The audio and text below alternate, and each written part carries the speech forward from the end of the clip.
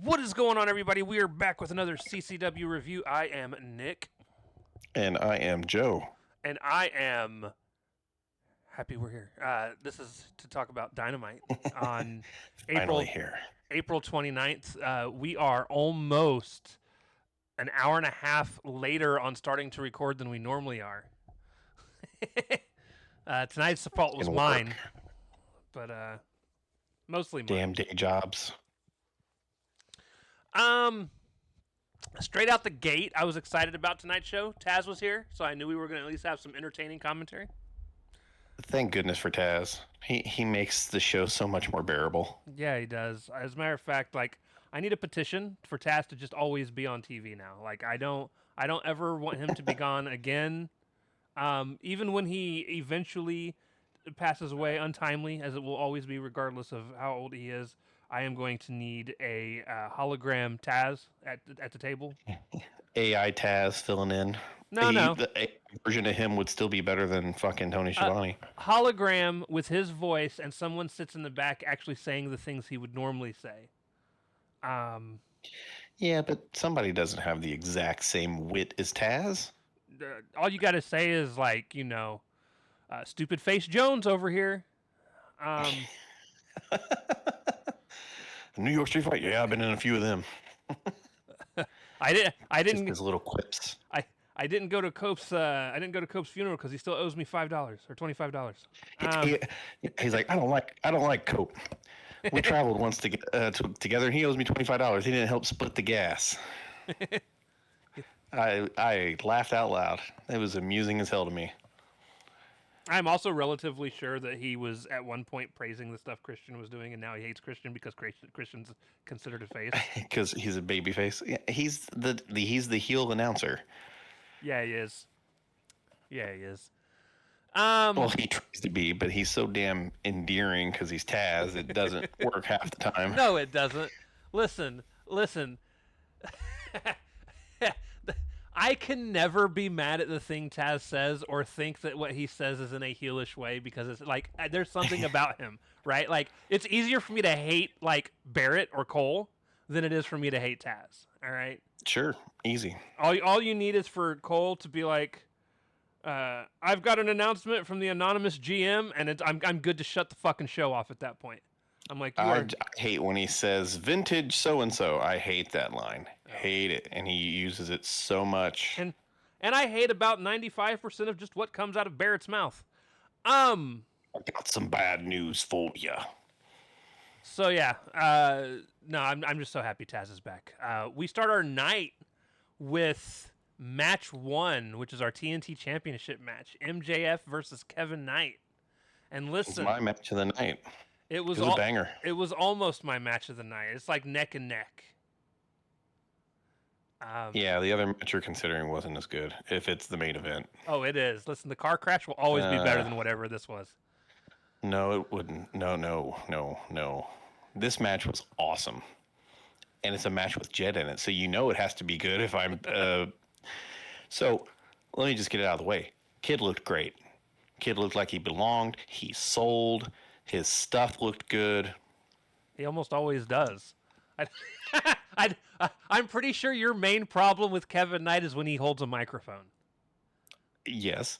Also, you know the night was going to be good when Speedball came out with him on the ramp, and the motherfucker had shoes on. So I know he knows what shoes are now. It doesn't matter. He's not going to wear them when he wrestles. Hey, we can all hope. Put those grippers away, man. This isn't swimming, it's wrestling. Straight out the gate, MJF starts whooping Kevin's ass around the outside of the ring. As one does. At one point, my favorite spot in this whole match because of how dumb it was, MJF kept rolling out of the ring to get away from Kevin, so Kevin would just dive out onto him, and he hit all 4 sides of the ring. I actually thought on the 4th he was going to move, but he ate that one too. And I was like, all right. Yeah, Max gave the kid a lot. MJF countered a DDT into a cutter, and I want you to understand that's not going to make any sense to you unless you watched the fucking match. All right? Yeah, it was a... Yeah, he had him in a Knight had him in a front face lock going for the DDT, and MJF popped him up and cuttered him Yeah. and gave him a cutter. It was beautiful. Yeah, it was. Knight starts selling the knee injury to annoy me, and then It wasn't terribly done. It No, was good. The kid sold well. it was overly done. I don't mind the little bit of gimping, but when you go to run and then you fall because your knee is hurt too bad, I'm just like, come on, fam. Yeah, he did that one too many times. I will admit he did that one too many times. He hit the UFO splash, couldn't capitalize. MJF hit a Panama Sunrise, which made me laugh. He steals all his moves from Adam Cole, baby. Yeah, he does. Knight or MJF goes and so the way the match is now. You didn't like the finish. I loved the finish. So I didn't like the finish because I didn't want MJF to win. It was actually a very well done finish. I also don't really like baby faces hitting low blows, but it's against Max, and Max just has it coming. So I think that's the thing too. I think we're about to see a strand of everyone cheating to beat Max because Max has spent so long cheating to beat everybody. Yep. That he's getting his just desserts. Yeah, he's finally the other shoes finally dropped, and everybody else getting him on the other side of it now. They all know his shenanigans now. Yeah. So he goes for the title. The ref takes it to go send it to back to the outside of the ring. MJF puts the diamond. It was just a ploy to distract the ref. Yeah, he puts the diamond ring on, and at that point, I put blows him. It was low blows him. I forgot the low. Low blows him. You were just reading shorthand, right? Something like that. It probably would be shorthand, but he gets the roll up for the win off the low blow. You can't talk about big Hebrew like that, man. Post match, MJF. This is where it fell apart for me. MJF attacks Kevin Knight. Darby, I don't understand the Darby coming from the rafters and getting involved. Because he's fake Sting.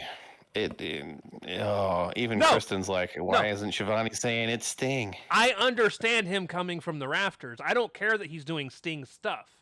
I don't get why he's being involved with MJF's shit at this point. Like, he's already said no to MJF.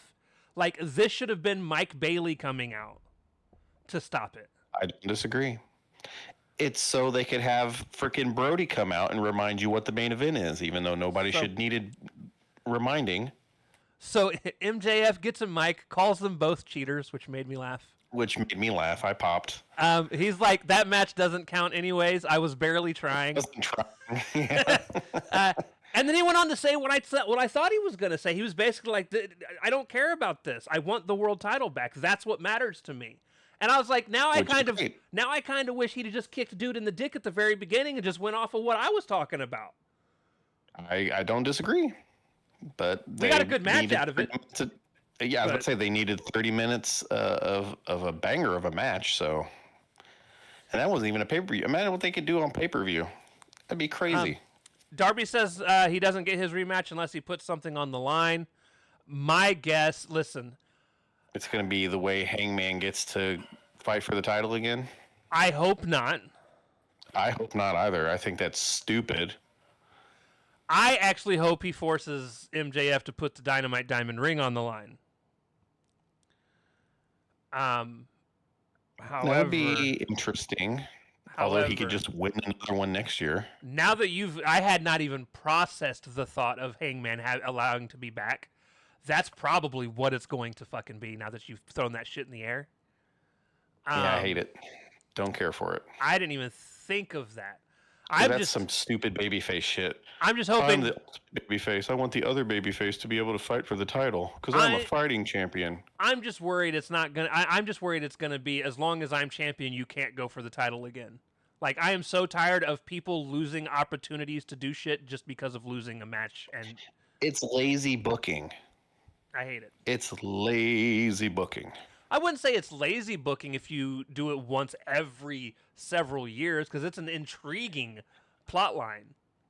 Yes, but we've had it to death with this place. They've done it twice. That's in less than 6 years. Yeah. Several years. Yeah. That's about right. The baby facers are so dumb. Anyways, just go down a rabbit hole there. But the problem, well, technically, we've kind of done it 3 times now, though, because Cope and Christian are willing to lose being a tag team. It. Yeah. They're not going to retire, but they're going to retire as a team. No, but they're going to retire as a team, which is it's a cop out. It's a cop out of an actual stipulation. Right. They're going to win, so why not just put the full fucking thing on the line? Because they just did it. With Hangman. Mm-hmm. I think, or you mean just the actual full retirement? Because that's a little different. Yeah. It's not. It would be different. Like, we will fully retire because they're going to win. No. This is what you do. You do a hair versus title match. All right. Well, then you know Cope and them are winning. They ain't cutting their hair off. Edge has gone short-haired before. Not that short. This is have you ever heard the story of the hair versus hair match between Kurt Angle and Edge, where Kurt ended up bald, and how Vince McMahon and them were. I like how you said, did you hear of, like, we weren't watching all that shit together? Well, did you hear that Kurt Angle and Vince McMahon was ribbing Edge because they told him he was the one losing and not the one going over? Yeah, I remember that story. Nice. All right. Sorry. No, you're good. So, he says that if he beats Brody King tonight, he knows exactly who deserves the next title shot, hinting that he would be willing to wrestle Kevin Knight. Brody's music then comes out. The announcer's making a big deal, like he's not going to be happy that they're looking over that Darby's looking over him. And I was personally like, I don't think this is Darby overlooking anything. This is legit just being like, hey, if I win tonight, you're next. Yeah. He was just playing hypotheticals. It's not like he was looking past him. Again, this was just a way to get Brody out there early to remind you what the main event is. I actually didn't mind Brody coming out here, though. What he said was, and thankfully his thing was short. It was short. It fit him. It didn't drag on. He came out and he was like, "I got bad news for you, Darby. You're not going to survive tonight." And they looked at Kevin. He's like, "I got worse news for you because it's going to be me you face next week." And then he walked the fuck off. And I was like, "Let's go." Yep. That's just good enough. That should be 90% of Brody's fucking things right there. Come out, say I'm going to destroy you, and then leave, and we're good. Yep, I don't disagree. Especially if you're not going to give him a heater to actually talk for him. Right. Who knows? Maybe he'll be back with Malachi soon. Ew, I hope not. Especially after they did all that stuff where Will and everyone was like, "You guys don't need to be a part of a group like that." Right. It'd be so shitty to bring him back and just throw them all back together. Well, apparently the locker room's not really keen on the idea. Not that stopped Tony before. There was people lukewarm about Andrade coming back, but that was the right call. Yeah, it was. Backstage, Renee is sick. Yeah, she is. Christian basically just accepted the I quit stipulation as kind of a nothing moment. They tried to play on the whole, like, him being somebody that's quit before, but... Yeah, because he did it when he was against Edge, right? Wasn't it when...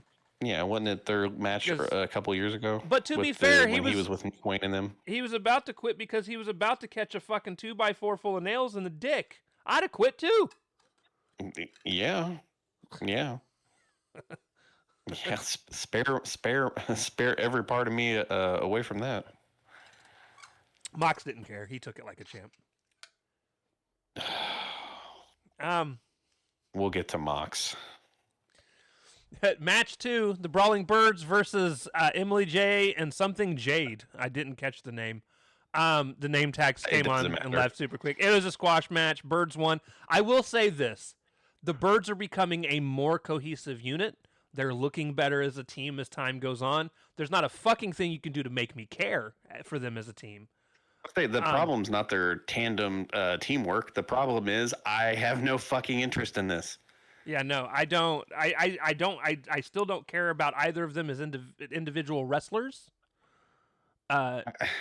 Wrestling wise, their existence right now is to just make logical sense for the other two girls to lose the tag titles at some point.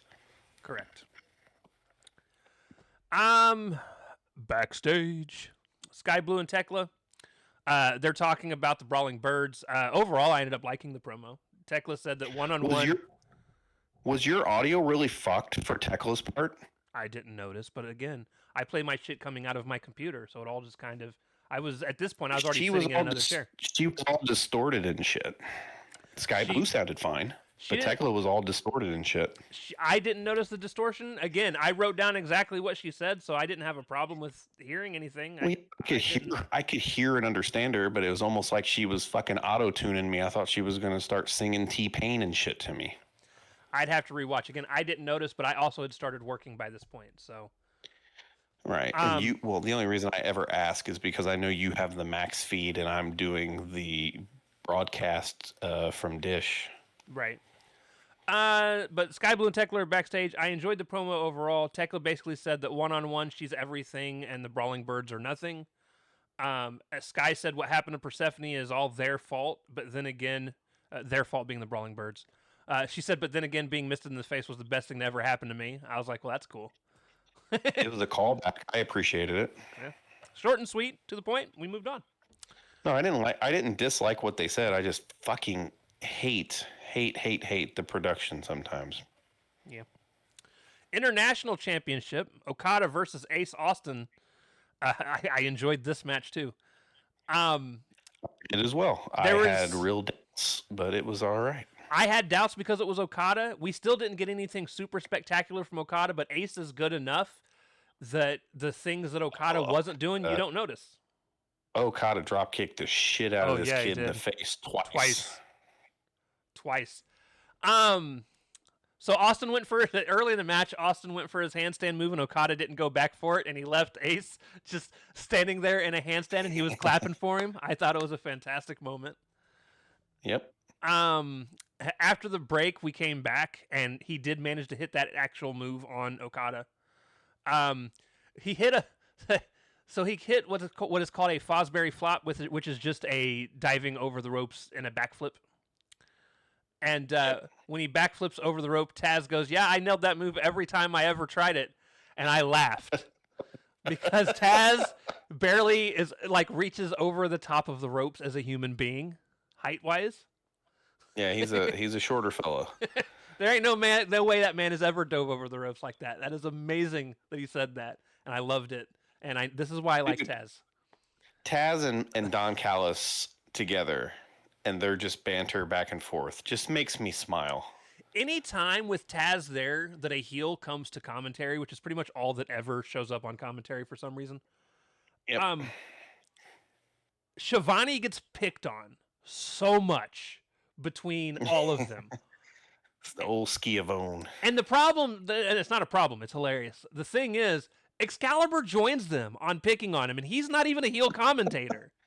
He kind of says it under his breath, like Shivani can't hear him. It's funny. It's more stupid than funny. I love it, though. It's, oh man, so much fun. And this is why I like Taz. Taz injects so much personality into the other fucking just wet blanket commentators. A little bit later, Okada hits a beautiful drop kick, which was the first one that he hit. Right in his mush. Austin ends up dodging the Rainmaker that was coming out of it. Okada hits another drop kick and then a tombstone and then hits the Rainmaker for the win. Post-match, Don Callis comes in and rakes Austin's eye for whatever fucking reason. And then Takeshita comes out and basically taunts Okada, and that's kind of how that ended. Yep. Good match. Going into the break, not at all. Going into the break, Shivani had mentioned that Cage and Cope were teaming for the first time ever, and I'm glad he was eventually corrected because he did not say on Dynamite during that entire sentence, and I was so confused because I was like, this is so far from the first time they have ever teamed. Yeah, you're about 30 years late on that one, brother. And eventually, Excalibur, during the match, actually says, "You are right, this is the first time they've tagged on Dynamite." And I was like, Shivani didn't say Dynamite, though. But he implied it. He tried like hell to bail Tony out of the hole there. We get this, what I thought was a really weird Bandito vignette. I was so confused at first Too. because I was like, why I'm is so Bandito fucking sick of murdering these. people? Before it was he was just beating people up. Now people are laying dead in the street. There's blood on people, and I'm like, what the fuck is Bandito doing?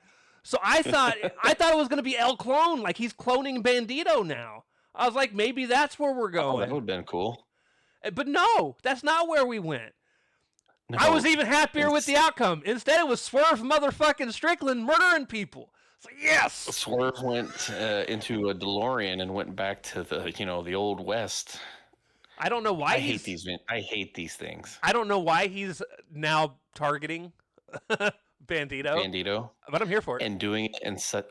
This is a cartoon, dude. This is comical. This is like, I can't take these things seriously. At least they're not taking it seriously themselves. Okay, I would take this. I guess so. I will take this over people sitting at a table trying to be all thought provocative and trying to talk each other into not feuding with family and shit. Like, what do you think, cousin? Do you think he's really into it? Do you really think he's up to it? Yeah, that Raw segment was bad. Oh, dude, we've got so much of that to look forward to for the near future. It's so depressing. I will stop fucking watching. We will cover PLEs. He'll be there too. I we guess we won't have to hear him talk really. So at the end of the vignette, Swerve sets the Bandito wanted poster on fire, smiles at the camera, and I'm looking forward to that match. That is probably going to be Double or Nothing. Yep, I would imagine so. Backstage, Will shows up to a training section with the Death Riders, and basically says that I haven't been cleared, and but he's planning on going to Japan for the match that apparently he's got with the rest of his crew. And Mox is like, well, loyalty, cool. And then he like pats Pac on the stomach for whatever fucking reason. I don't know what that was. And then Mox was like, all right, I want you to drop everything about yourself, all of the excess baggage, all of the you and me stuff. And he's like, all that shit needs to go. He's like, I make no promises, but I'll see through it to the end. And all that I ask is you do the same in return. Ospreay says, okay. They go to start training. And I don't know what the fuck. And you know what? Other people make this even more confusing in the near future, and we'll get there. But starting at this point specifically, I know where you're going. I don't know what we're doing with any of this, and I don't think I care for it at all. Welcome to the conversation. I thank you. But I also don't know if I hate it. I'm in the same boat as you. I don't know what to expect. I don't know how to feel. Yeah. Yeah, I literally messaged you. I was like, I don't know if I dislike this Death Rider Ospreay thing or actually like it. I don't know. I can't figure it out. Because here's the thing. If they're training him to get his confidence back, I don't see it as necessarily an inherently bad thing. What I don't want is him to join the Death Riders. I don't want him to be a part of this worthless fucking group. Especially since Ospreay's in enough groups as it is. Unless his whole goal is to tear it apart from the inside. Well, that makes Mox really fucking stupid. But we don't even know if that's the goal, and we'll get into more confusion on that later. Yeah, because when you take it all into context, it makes fucking zero sense. Match 4, Cope and Christian versus RPG Vice. This was actually it was fun. Not the squash match I was hoping or expected. It was fun. There was a lot of stuff going on. It was kind of overbooked, but it was fun. I liked it once the overbooking started happening. The match itself, I wasn't a big fan of. The match itself was it was totally backseat to all the shenanigans. But during the match, Conglomeration come out. They start attacking Stoke and FTR, which was funny. They take it into the crowd. In the crowd as yeah, as and threw popcorn at Stoke. It was funny. Stoke swung and missed. Mm-hmm. They fight through the crowd and disappear. Trent Beretta gets caught using the ropes for a pin. Someone hit a spear. I don't remember which one, but they won with it. It was It looked like it was Christian, but they said spear, and I was looking away from the TV, and the only one of the two that usually wins with the spear is Cope, so I was confused. Or did Christian spear him? It was like a vaulting spear. But I don't know if Christian rolled out and then Edge did another spear, or if he just covered him. I can't remember. I don't know.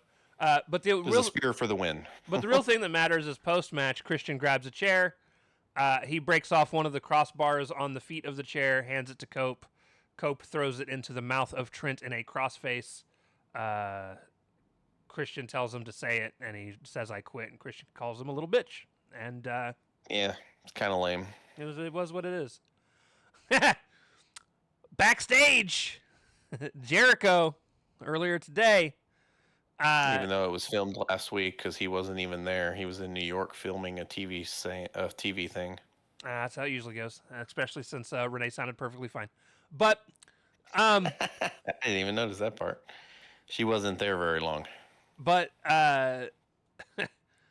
apparently he said that imitation is a serious form of flattery when asked about the Rico salt.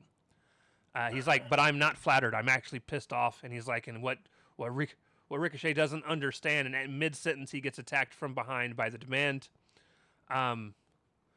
Jericho then tells Ricochet to eat shit. Ricochet rips Jericho's shirt off of him, fakes like he's going to do a Rico salt backstage, and then tells him he's not worth it and walks off. I love that they're going to play into this whole the Demand beating up on Jericho until Jericho stops him thing. I'm all for it.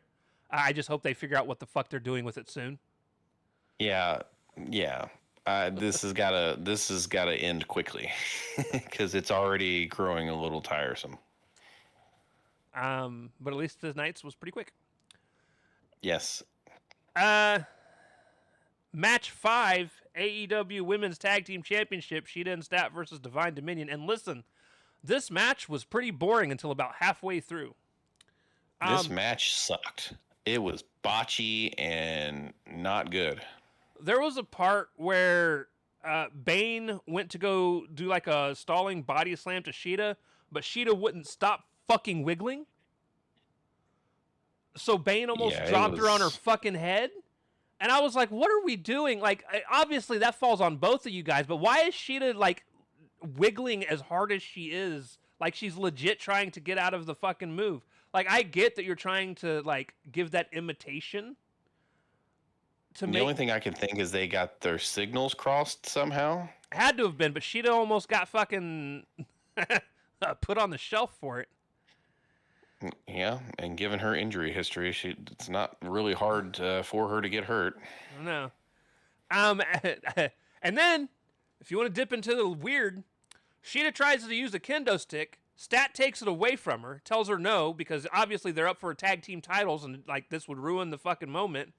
So Shida tags her, is like, all right, you do it. And then she kicks Stat in the stomach, hits her with a suplex onto Bane in the corner. And I'm like, oh, we're getting the heel turn. But then she just steps out, like it's a regular fucking tag match. And then Stat. And they just kept tagging. And they just kept going. I was like, what the fuck are we doing? Yeah, it's one thing if I let you suplex me into the opponent, but you literally attacked me and then suplexed me into the opponent. But I'm going to go ahead and we're still going to tag and try to win this match. No, bitch, there's trouble on sight. There is a really good spot where Stat goes to put Cross into some submission, and Cross kicks her off into the ropes, and the timing where she hits the ropes like it's in 619 position, and then on the outside of the room, Bane comes in with a running boot. Yep. Like, the timing was top notch. I was like, holy shit. The timing was good, and the cameraman was actually where he needed to be, so she could come in off camera to deliver the thing, so you couldn't see her just sitting there waiting on it. Right. Stat ended up hitting a really funny 450 splash on both ladies that were on top of each other. Yep. Shida blind tags in, hits a Falcon Arrow. There's a few tag moves going on, but then Shida ends up getting hit with the double choke slam, and Divine Dominion, thankfully, are still the tag team champs, because I'll tell you what, I was, what I really was hoping was going to happen at the end of this match? I was hoping for the official fucking heel turn. She'd just beat up Stat because she let her get pinned or something stupid like that. Maybe I think we get that in a vignette on Collision, one of the Maybe after Dynamite segments. maybe we'll get a message about Stat being laid out backstage, like in a similar manner to Tony. Boy, they're the top of their fucking women's division is falling off like crazy if that's the case. Right. Unless they're bringing Mercedes back and calling up the person who shouldn't be in ROH in the first place. I do think Mercedes will be back soon. Like, she's lost all the titles on the indie circuit. Like, she's officially she's got no more. So good. It should be about time for her to actually come and win that world title. And I do think there's a good chance she'll be the one to beat Tekla. You think she comes back as a babyface then? I don't think it would matter. Heel, babyface, I don't think it matters at this point. You're not wrong. I think a heel She would totally be working as a babyface though, because to overcome all three of those ladies, because when you talk about Tekla, you got to talk about the other two as well. Yeah, that's very babyface-ish. That is true. Maybe she also comes with some side pieces herself. Some baddies. She gonna get some baddies too. I was trying to not use that term. I just wanted to mention the thing I sent you earlier today. Sometimes you send things and I don't realize it's the chat that your wife is also in, so I just start rambling off about shit, and then I'm like, oh, this motherfucker used the wrong chat. No, I sent it to both of you. I noticed after I started talking. Don't worry about it. Nick, my wife has known you for a long time. No. I'm not worried. I'm not worried about it like me saying anything stupid or anything. It's more I don't want to bother her with half of the other weird shit. You're talking about the notifications. Exactly. She hears my phone when they go off and we talk, so she knows.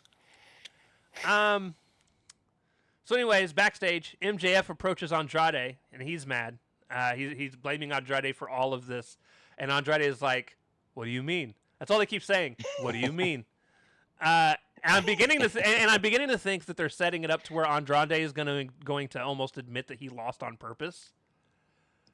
I don't want him to do that because it devalues Darby. Even though I don't like Darby as champion, I don't want him devalued. Right.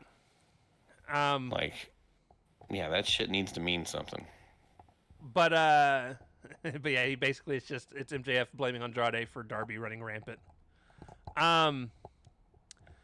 And Callis is like, "Can we focus on business?" And I was like, "Yes, please. Get these motherfuckers away from each other." Well, he says to Renee after they take off, he's like, "These young stallions, they're just gonna run," and then he just gets out of the camera shot. It just kills me. He's just trying to hold it all together. It's just falling down around him, and he's losing control of his own people. It's fantastic. Yeah.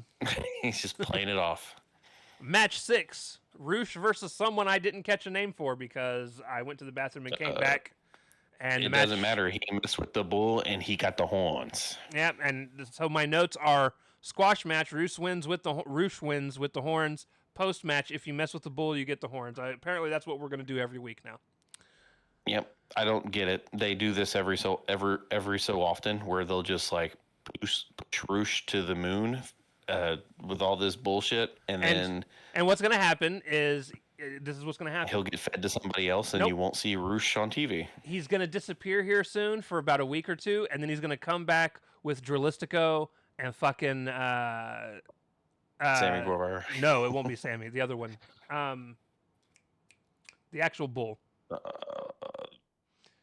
Beast. Mordos. Beast Mordos. That one. Yeah. He's going to come back with Drilistico and Beast, and they're going to do trio stuff for like 3 weeks, and then someone's going to get injured, and they'll be gone for 6 months. So that's how it's happened the last few times. So okay, we were talking about this earlier. So backstage, the ops are there, and Joe's actually in the process of cutting a pretty good fucking promo, if I'm being honest. He's like, "Hey, I'm coming back to assert our dominance," and he's shouting out the members. He's like, "Shibata is going to do this, this, and this, and kick people's heads in." He's like, "You've got Anthony Bowens, who's the most underrated person here." And I was like, honestly, I kind of like the route they're going with Bowens. Kind of cool. All right, make him sound good. And he's like, Hook's wanting to run the place. And I was like, all right, cool. You're making Hook sound cool. And then he doesn't even talk about himself. I'm like, this is a good leader. Look, this is why he runs the ops. And then all of a sudden he's like, Speaking of which, Will Ospreay. we're in the business of acquisitions. He's like, so I'm thinking about Will Ospreay. And I'm like, so now you want Will Ospreay in the ops? But then he goes on to say, remember, when you were fighting them, when they were in a place like what you're in, we were the ones that helped you get them out of it. And then I'm like, but you guys are fucking heels too. Are they though? Do they remember that they're heels? Does anyone? I don't think they remember. Does the booker supposed to be laying this shit out? I don't get it. I don't get it. Joe's back and they're baby faces. Even though he was a heel when they left because he was feuding with Hangman. But before that, he was a baby. It's so fucked. Maybe he's actually the new Big Show. Yeah, who did we say that was last week? I don't remember. Well, we were talking. We didn't say it on here, but I can't remember either. So yeah, I'm confused, and now they want Will Ospreay in the ops, and I'm like, if there's someone I want with him, if I want Will Ospreay with less than the Death Riders, it's the fucking ops. Yeah, it's I guess it's going to be justification for having a big multi-person match at the pay-per-view. It's going to be an excuse for the ops to wrestle against the Death Riders. Yeah, which I assume will be a big blow-off match at a pay-per-view. And look, you could put Hook versus Garcia. Oh, you'll be getting all those matches on Collision over the next 4 weeks while we get to the pay-per-view. Yeah, you shudder now, but watch. I haven't looked to see if they've posted the card for Collision yet, but I bet it's on there.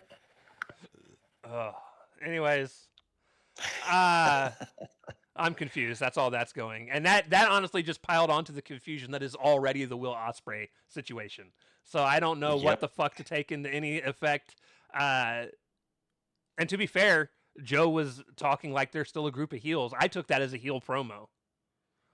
And then he's like, it was weird. And then he was like, but we want to acquire Will. And remember, we helped you when you were in their place. It's like, yeah, but you're also heels. So now all the heels want Will Ospreay, and he's supposed to be the big baby face of the company now. So I don't know what we're doing.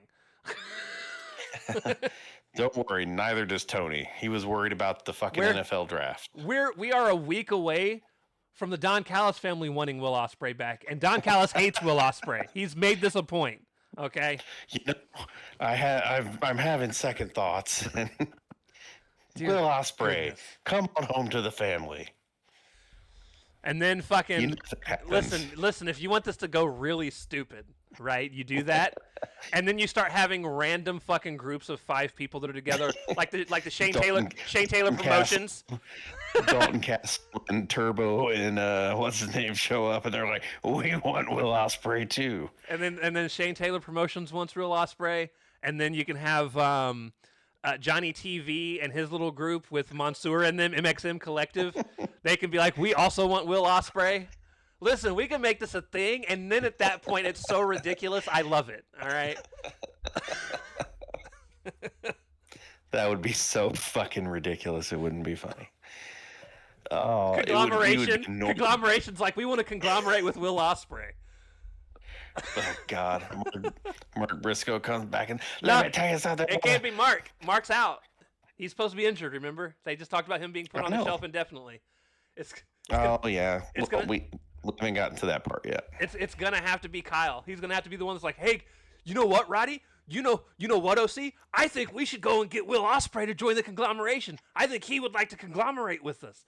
Listen, I let me write for you. You want to do ridiculous shit? I can make it ridiculous.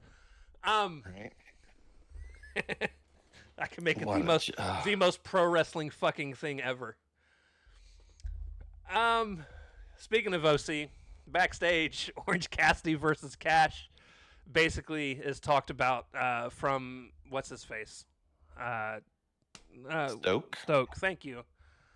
If OC wins, it's a double jeopardy thing. If OC wins the match, him and a person of his choice in the conglomeration get tag title shots, which I think is stupid. It should just be the other two get the tag title shots, because why would he single-handedly team with one of that tag team and just not let them tag them? Anyways, and if Cash, it's dumb. What's going to happen is Cash is going to win, because that's how they're setting this up. And it's going to be an amazing trios match, because it will be FTR and Ciampa versus the Conglomeration, and that will be a banger fucking match. Yeah, it will. Yeah, it will. That's some shit I'm looking Sign me forward up. to. Yep. Sign me up. That obviously won't be at Double or Nothing because we're already getting the tag match. But whenever, No, but that'd be a nice little Dynamite for the go home or something. yeah, it will. My barely match of the night. Match 7. Let the shenanigans begin. The AEW World Championship match. Brody King versus Darby Allin. And ladies and gentlemen, this is just two people murdering the shit out of each other. It was. Yeah, it wasn't bad. It's just not my cup of tea. It's not what I want my world heavyweight championship matches to be. This is. So, do you want to know why I like shit like this so much? Because you're a big fan of David versus Goliath. No. I just mean car crashes, like just people beating the shit out of each other. I enjoy it because people always talk about wrestling is supposed to be like if two people were really fighting, and I feel like this is about as close as you're actually going to get to two people really fighting.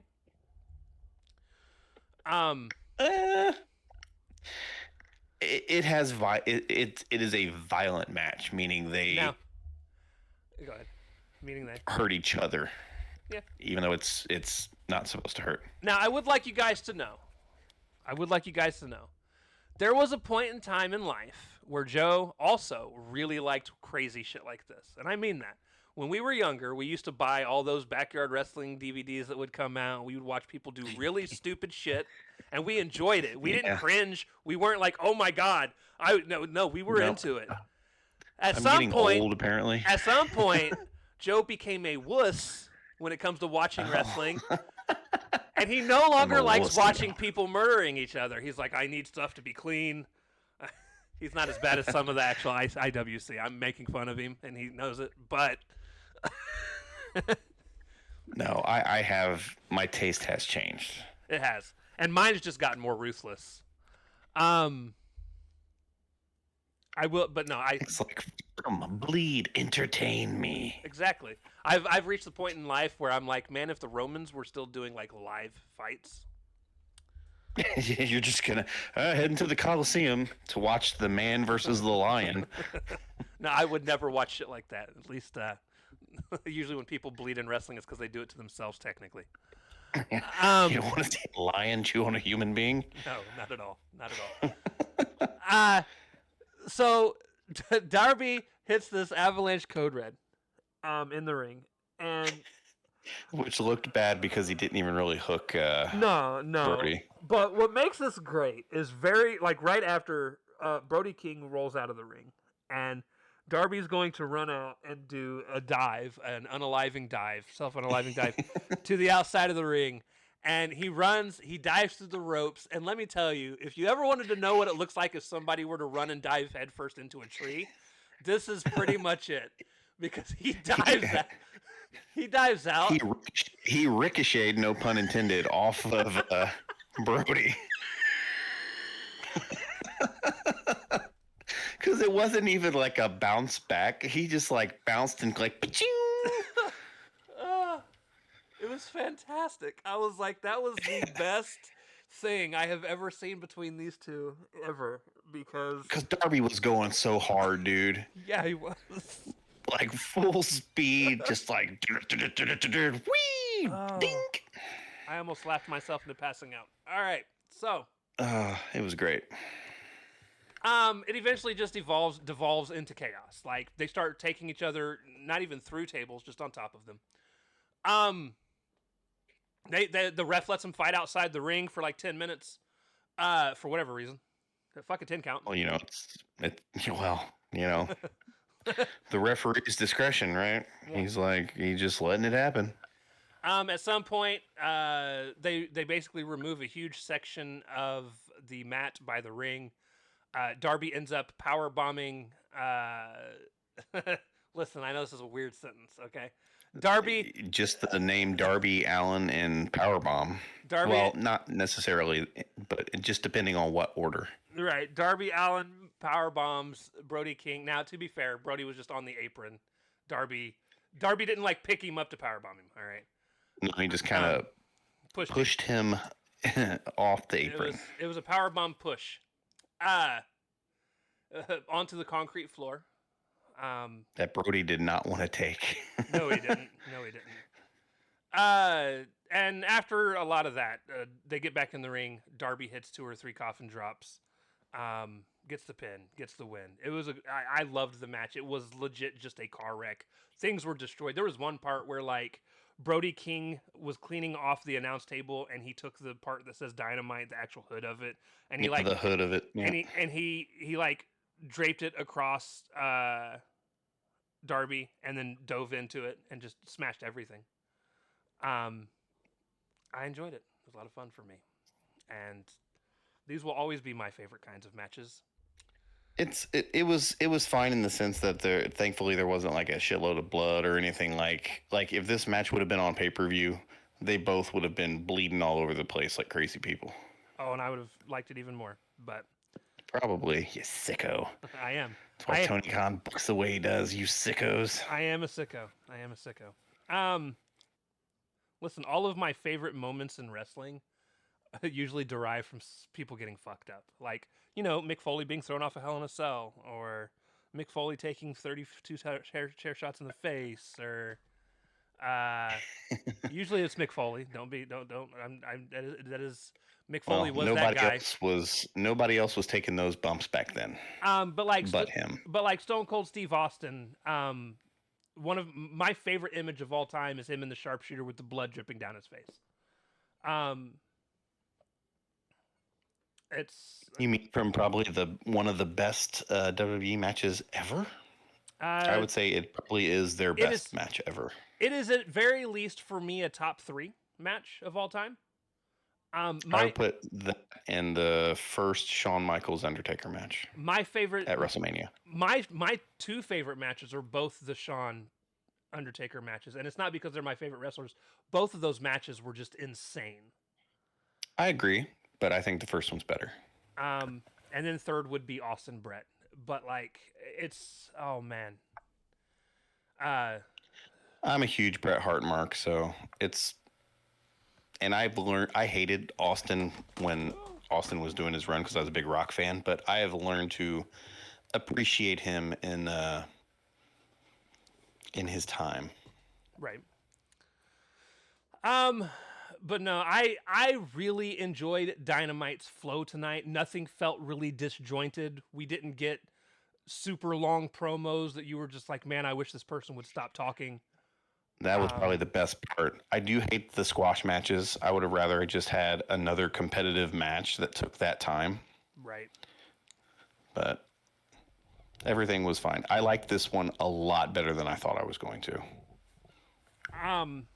But yeah. And then we'll see. Hold on. Is there Twitter.com? Let me see if I can find Tony. Quantum Break, by the way, is getting a lot of talk on Twitter right now, just so everybody knows. Oh, that's interesting. I don't think we have... Is playoff... Collision card? That was last week's Collision. That's Playoff Palooza. And then... So Tony hasn't posted anything yet. Has AEW posted anything yet? Sometimes AEW will post something about Collision. They've posted nothing about... Oh, yeah, there was that part where like Brody went to go dive into Darby, and Darby moved, and Brody went through the barricade. And listen, this wasn't your WWE style, like the barricade collapsed. No, it looked like a wooden barricade that had been legit broken. I'm sure it was gimmicked to break as cleanly as it did, but it was broken. I have always hated... I've actually come to hate that spot, but this was done in a way that I was like, well... Yeah, fucking Roman Reigns, man, overdone it. Well, it's just so watered down now over there too. True. Oh, not AEW games. Damn you, AEW, for having like 5 different fucking social media accounts. It does not look like we have MJF posted 3 hours ago, cheating ass snakes everywhere. It's fantastic. Nice. It does not look like we have anything about Collision.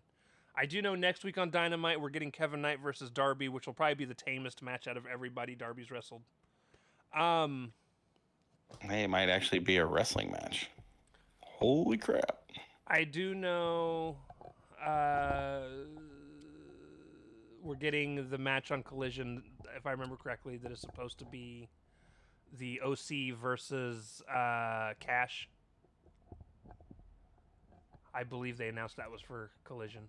They announced another Death Riders and the Dogs versus somebody as well. Big multi-man match. Huh. But I can't remember who they're fighting. I'm sure we're leading eventually to Andrade versus MJF. I feel like that's a logical. Yeah, that's probably what's going to happen at the pay-per-view with no, because I don't think Darby's going to be fighting him. I think Darby will be fighting Max at the pay-per-view. You think so? Because he's talking about Max needing to put something on the line. So I don't see them not wrestling at the pay-per-view. It's just Max. I mean, they've got 2 to 3 weeks to figure this shit out. So, speaking of which, when is Double or Nothing? The 24th of May. Oh, yeah, they've got a whole month, dude. Yeah, we've got plenty of time. We got plenty of time for that setup. In fact, we get Backlash before we get Double or Nothing. Yeah, Backlash is 2 weeks. Not this week, but next week. I believe so. Yep. And I'm looking forward to that. Sol Ruka will be back. They'll probably have Sol Ruka wrestle Liv for the title again. Maybe. Maybe. Um, Liv doesn't really have a challenger right now. Yeah, especially since they murdered Vaquer. And Yep. then it'll be interesting. We're in the part of WWE season where things are going to be interesting for a couple months. I'm not saying they're going to be good. I'm not going to say they're going to be bad. But we're entering a part where a bunch of new call-ups have just come in, and it's going to be I'm going to be curious on how things kind of fall into place.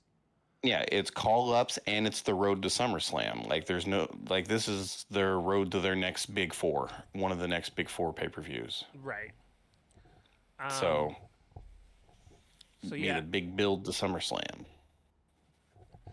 Kevin Knight replied to MJF. He said, "You lost clean, my boy. Get to the back of the line." Nice. If only he could be that entertaining on a microphone.